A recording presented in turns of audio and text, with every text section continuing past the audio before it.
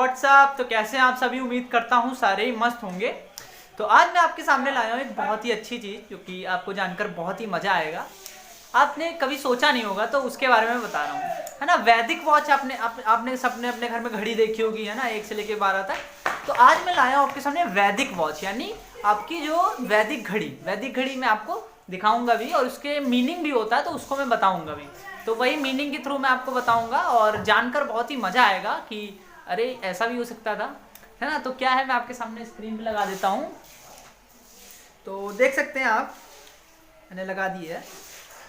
तो देखिए लिखा है, जो वैदिक वॉच मैंने लगाई है उसमें लिखा है, यानी सबसे पहले आपको पता है ऊपर 12 होता है, फिर 1 2 3 4 5 6 7 लेकर करके 12 होता है। तो फिर आदित्य, ब्रह्म, अश्विनो, त्रिगुणा, है ना, त्रिगुणा, चतुर्वेदा, पंच प्राणा और शस्त्रणा, सप्तशर्य और अष्ट सिद्ध और नवद्राणी, है ना, 10 दिशा, रुद्र और आदित्य। तो वही 12 चीज़ें हैं और उसका मीनिंग भी है। तो मीनिंग क्या है, आज मैं मीनिंग भी बताऊंगा। तो मीनिंग सबसे पहले देखिए, नंबर 1 यानी ब्रह्म मतलब होता है एक। तो एक जो है 1 बजे के स्थान पे आपको जो है ब्रह्म लिखा हुआ दिख रहा है। तो इसका अर्थ ये होता है कि ब्रह्म एक ही है, दूसरा कोई नहीं।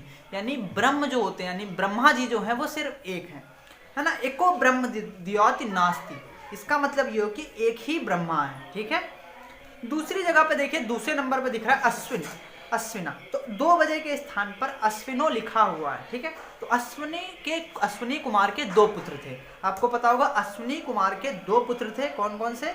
नासत्य और दृष्ट। तो नासत्य सूर्योदय एवं दस्त सूर्योदय का प्रतिनिधित्व करते हैं, ठीक है। तो पहला हो गया आपका ब्रह्मा, जो कि एक होते हैं, ब्रह्म एक होते हैं, है ना, जिसको ब्रह्मांड के नाम से आप सुने होंगे।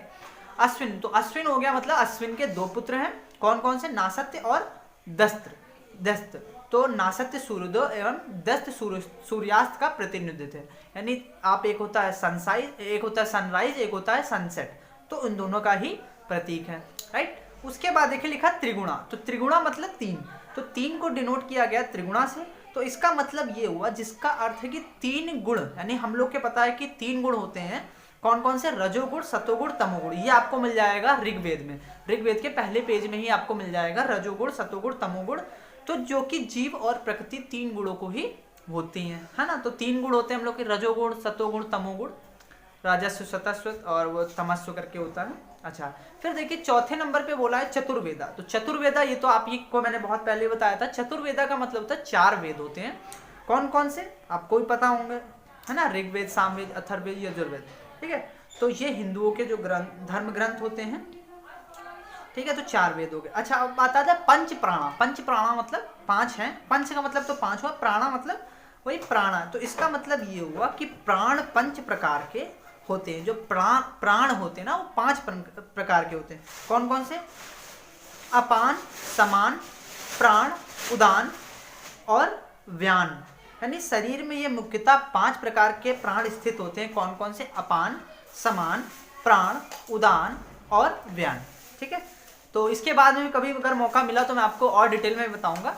अभी के लिए इतना ही मैं शॉर्ट में बताता चलता हूँ। अच्छा, फिर अगला नेक्स्ट है षड्सा मतलब वही 6 बार। तो 6 बजे के स्थान पर षड्सा से दिखाया गया है, षष्ठ बोल सकते हो। तो इसका मतलब होता है कि 6 प्रकार के होते हैं, यानी जो क्या? रस 6 प्रकार के होते हैं ना। रस कौन कौन से? रस मतलब किसी चीज़ का रस, मतलब गन्ने का रस या मौसमी का रस नहीं। यहाँ पे रस का मतलब होता है आनंद, यानी जो आप किस तरीके का आनंद ले पा रहे हैं, जो आपके जो सेंसेस हैं वो उन 6 रसों में से कौन सा सेंस कर पा रही है। तो पहला होता है मधुर रस, अमल रस, लवण रस, कटु रस, तिक्त रस और कसाय रस। तो मधुर मतलब मीठा, अमल मतलब अम्ली, मतलब जिसको बेसिक बोलते हैं, है ना। लवण मतलब बेसिक, लवण मतलब होता है सॉल्ट। कटु मतलब इसको हम लोग एसिडिक बोल सकते हैं। तिक्त मतलब तिक्त होता होगा, और कसाय मतलब कसैला होता है। फिर आता है सप्तशर्य। तो सप्तशर्य मतलब आपका देखिए सप्त ऋषि से देखिए डिनोट हो रहा है। सप्तशर्य मतलब होता है कि 7 ऋषि, जो आपको पता होगा जो सप्त ऋषि होते हैं, कि सप्त ऋषि 7 हुए थे। कौन कौन से? कश्यप, अत्रि, भारद्वाज, विश्वामित्र, गौतम और जमदग्नि और वशिष्ठ। यानी 7 ऋषि होते थे, सप्त ऋषि, इनको नाम से सप्तशर्य से डिनोट किया गया है। कौन कौन से? अत्रि, कश्यप, भारद्वाज, विश्वामित्र, गौतम, जमदग्नि और वशिष्ठ। तो यह युग में अलग अलग सप्तऋषि हुए, ठीक है। फिर आता अष्ट सिद्धस्य। अष्ट सिद्धस्य मतलब अष्ट का मतलब होता है 8, तो इसके स्थान पर ये 8 के स्थान पर लिखा हुआ है, जिसका अर्थ ये होता है कि सिद्धियां जो 8 प्रकार की होती हैं, यानी सिद्धि जो होती है वो 8 प्रकार की होती है। कौन कौन सी?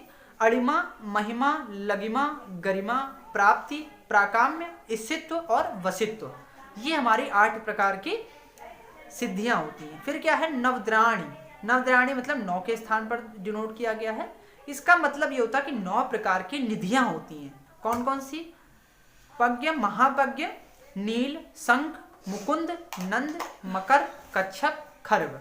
तो ये हो गए 9 प्रकार की आपकी निधियां, है ना। दशादिश। दशादिश मतलब आपको नाम से पता चल रहा है 10 दिशाएं।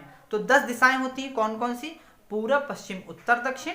फिर उसके बाद आती ईशान, नैतश्य, वायव्य, आग्नेय, आकाश, पाताल। तो ये मैं आपकी सामने स्क्रीन पे भी मैं दिखा देता हूँ। फिर अगला आता है रुद्रा, मतलब 11वें नंबर पे जो डिनोट हो रहा है। इसका मतलब होता है कि जो रुद्र 11 प्रकार के होते हैं। कौन कौन से?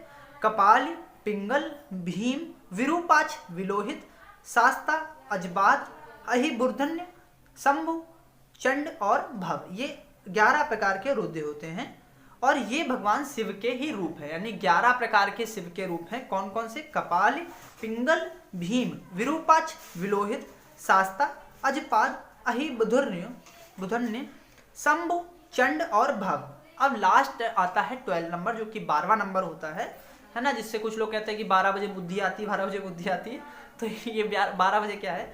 12 बजे आता है आदित्य। तो आदित्य 12 बजने के स्थान पर आदित्य लिखा हुआ है, आपको देख सकते हैं। तो इसका अर्थ है कि अर्थ यह है कि सूर्य 12 प्रकार के होते हैं, है ना। तो जो सूरज होते हैं वो 12 प्रकार के होते हैं। कौन कौन से?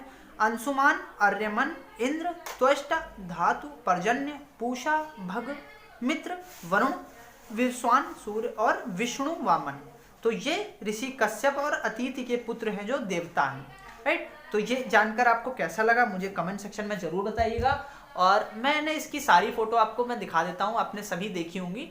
तो बहुत ही इंटरेस्टिंग बात थी ये कि आपको अभी तक हम ही लोग को या मुझे भी नहीं पता था कि इसका मतलब ये भी हुआ है या इसका मतलब ये भी है। तो ये जो वैदिक घड़ी है उज्जैन में लगी हुई है, आपको देखने को मिल जाएगी। तो उज्जैन आप गूगल पे भी देख सकते हैं। और कैसा लगा जानकर बताइएगा बिल्कुल। और ऐसे ही इंटरेस्टिंग नॉलेज आपको मैं देता ही रहूँगा और साथ ही साथ मैं आपको बहुत सारी चीज़ें बताता रहूँगा। तो तब तक के लिए ओके बाय, और ऐसे ही पढ़ाई करते रहें।